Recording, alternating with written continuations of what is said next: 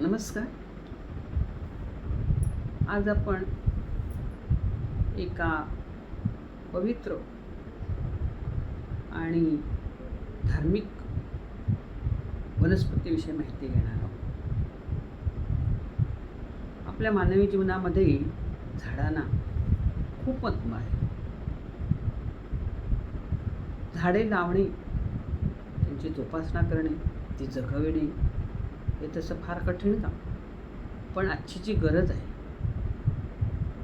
आज आपण बघतोय वातावरणामध्ये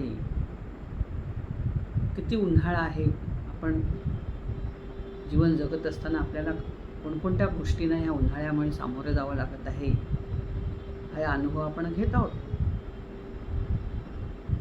आपल्याला वातावरण शुद्धी करण्यासाठी आणि आपल्याला आपल्या आयुष्याच्या दीर्घायुष्यासाठी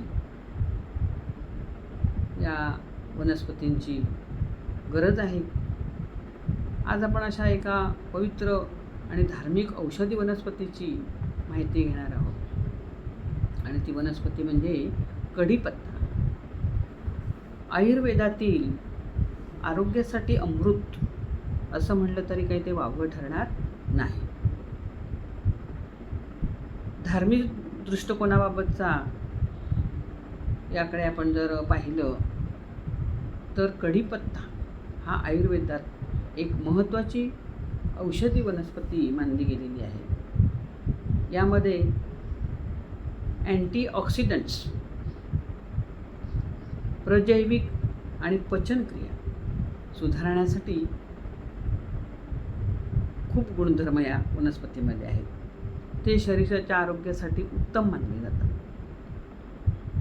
कढीपत्ता धार्मिक दृष्टीने पवित्र मानला असला तरी त्याच्या पानांचा वापर प्रामुख्याने खाण्यासाठी, म्हणजे पदार्थांची चव वाढवण्यासाठी आपण हा कढीपत्ता वापरत असतो. पण हिंदू धर्मामध्ये कढीपत्ता गणेश चतुर्थी, भाद्रपद महिन्यामध्ये येणारी जी शुद्ध चतुर्थी, गणेशाचे पूजन करतो घरोघरी. या घरोघरी आपण जेव्हा त्याची स्थापना करतो त्यावेळेला पूजेमध्ये आपण पत्रींचा वापर करतो. आवर्जून वेगवेगळ्या पत्री या पूजेसाठी वापरल्या जातात.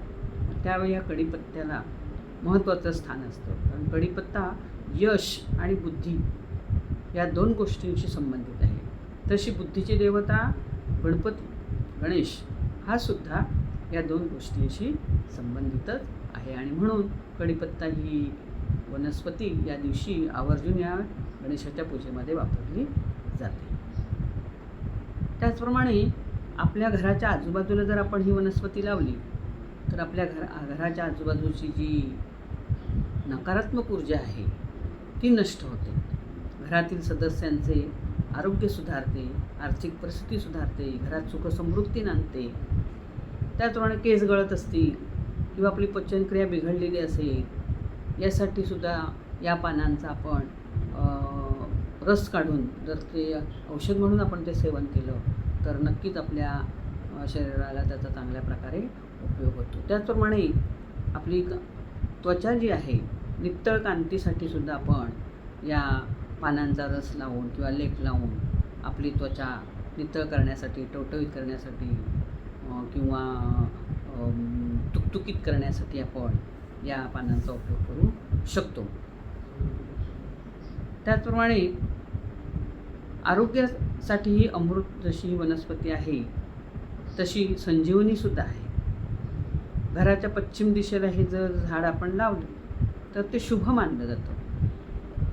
आपण सामान्य माणसं काय म्हणतो, कढीपत्ता म्हणजे काय, अगदी दुर्लक्षित वनस्पती. पण ते योग्य नाही आहे, कारण आपण झाडं कुठली लावतो तर ज्याला पानं येतात, फुलं येतात, मोठ्या प्रमाणात फळं मिळतात अशीच झाडं लावतो. अशा छोट्या छोट्या वनस्पतींकडे आपण जास्त काही लक्ष देत नाही. पण अशा वनस्पती आपण आपल्या घराच्या आजूबाजूला लावून त्यांची जोपासना करून आपल्या आरोग्यासाठी आपण त्याचा उपयोग करून घेऊ शकतो.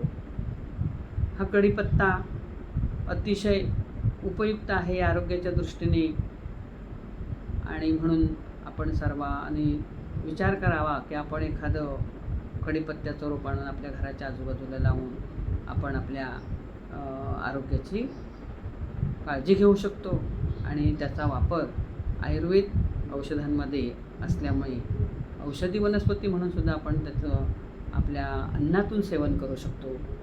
त्यामुळे आपल्या शरीराला नक्कीच फायदा होईल. धन्यवाद.